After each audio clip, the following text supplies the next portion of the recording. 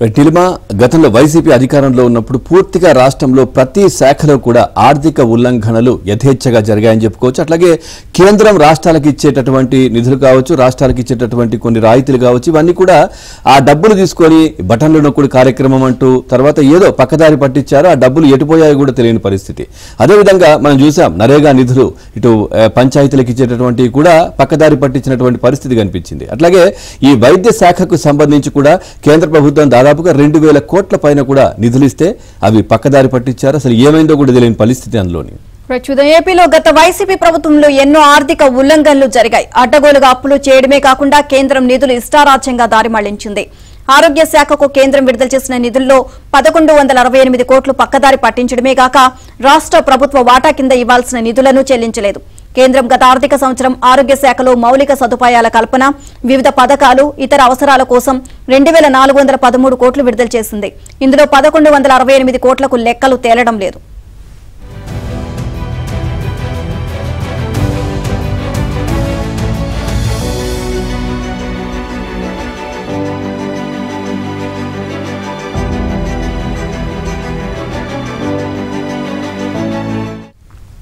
రెండు 2023-24లో ఆరోగ్య శాఖ దాదాపు 4022 కోట్లు ఖర్చు చేయాల్సి ఉండగా కేంద్ర ప్రభుత్వం తన వాటా కింద 2413 కోట్లు విడుదల చేసింది. అయితే ఏపీ ప్రభుత్వం ఆరోగ్య శాఖకు 1245 కోట్లు మాత్రమే విడుదల చేసింది. మిగిలిన నిధులు ఎటుపోయాయో తెలియక ఆరోగ్య శాఖ అధికారులు తలలు పట్టుకుంటున్నారు. దీనిపై కూటమి ప్రభుత్వం లెక్కలు తీస్తోంది. మరోవైపు 2023-24లో ఆరోగ్య శాఖలో వివిధ పథకాలు, ప్రాజెక్టులకు తన వాటా కింద ఇవ్వాల్సిన 1609 కోట్లను కూడా జగన్ సర్కార్ సక్రమంగా విడుదల చేయలేదు. విడతల వారీగా అప్పుడప్పుడు 830 కోట్లు ఇచ్చి చేతులు దులుపుకుంది. దీంతో ఆరోగ్య శాఖలో పథకాల అమలు గాడి తప్పింది.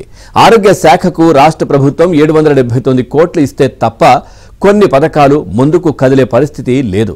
కేంద్రం విడుదల చేసిన 2413 కోట్లకు సంబంధించి యూసీలు సమర్పించాలి.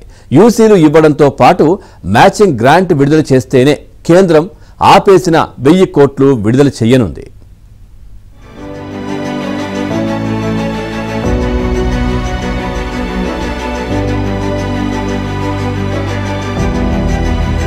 ఏ విధంగా గత ప్రభుత్వం పక్కదారి పట్టించింది, జగన్ ప్రభుత్వంలో ఇష్టారాజ్యంగా ఏ విధంగా స్వాహా చేసింది ఇప్పుడిప్పుడే బయటకు వస్తున్న పరిస్థితి అయితే ఉంది. గత ఏడాది కేంద్రం 2413 కోట్లు ఆరోగ్య శాఖకు విడుదల చేయగా ఆరోగ్య శాఖ వచ్చింది మాత్రం కేవలం 1245 కోట్లే. మ్యాచింగ్ గ్రాంట్ 779 కోట్లు రాష్ట్ర ప్రభుత్వం చెల్లించకపోవడంతో దీంతో మిగిలిన 1000 కోట్లు కూడా కేంద్రం నిలిపివేసింది. యూసీ యూటిలైజేషన్ సర్టిఫికెట్లు ఇవ్వకుండా తాము నిధులు విడుదల చేయలేమని కేంద్రం కరాఖండిగా చెప్పేసింది. ఇప్పుడు ఆ 2413 కోట్లకు యూసీలు ఇస్తే తప్ప కేంద్రం ఆరోగ్య శాఖ నిధులు విడుదల చేయలేని పరిస్థితి.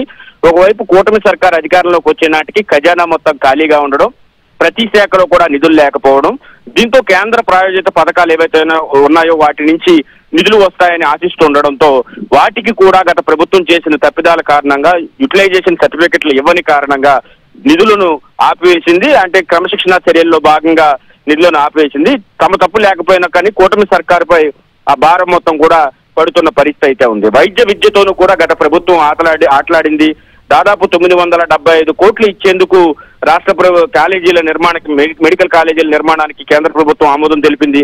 అందులో కేంద్రం వాటా 585 కోట్లు కాగా రాష్ట్రం వాటా కింద 390 కోట్లు ఇవ్వాల్సి ఉండగా కేంద్ర ప్రభుత్వం తన తొలి విడత 198 కోట్లు విడుదల చేసింది. అయితే రాష్ట్రం వాటా 132 కోట్లు విడుదల చేయాల్సిన చోట 75 కోట్లు మాత్రమే విడుదల చేయడంతో మిగిలిన సొమ్మును విడుదల చేయాలంటే మళ్ళా వీటికి యూసీలు సమర్పించాల్సిందే అని కేంద్రం చెబుతోంది. దీంతో రెండో విడత ఇవ్వాల్సిన వాటా ఇప్పుడు నిలిపివేసిన పరిస్థితి అయితే ఉంది.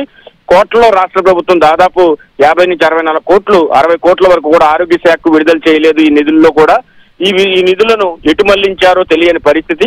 దాదాపు 756 కోట్ల నిధులు ఇచ్చేందుకు అంగీకరించినప్పటికీ అందులో కేంద్రం వాటా ఏదైతే పీజీ సీట్ల పెంపుకు సంబంధించి పాత కాలేజీల్లో కేంద్రం వాటా 458 కోట్లు ఉండగా రాష్ట్రం వాటా 302 కోట్లు విడుదల చేయాల్సి ఉంటుంది. అందులో కూడా అవకతవకలు జరగడంతో ఇప్పుడు ఆ కాలేజీల అభివృద్ధి కూడా ప్రశ్నార్థకంగానే మారిన పరిస్థితి అయితే ఉంది. మరోవైపు బాలింతల విషయంలో కూడా రాష్ట్ర ప్రభుత్వం వ్యవహరించిన తీరు చాలా దారుణంగా ఉంది.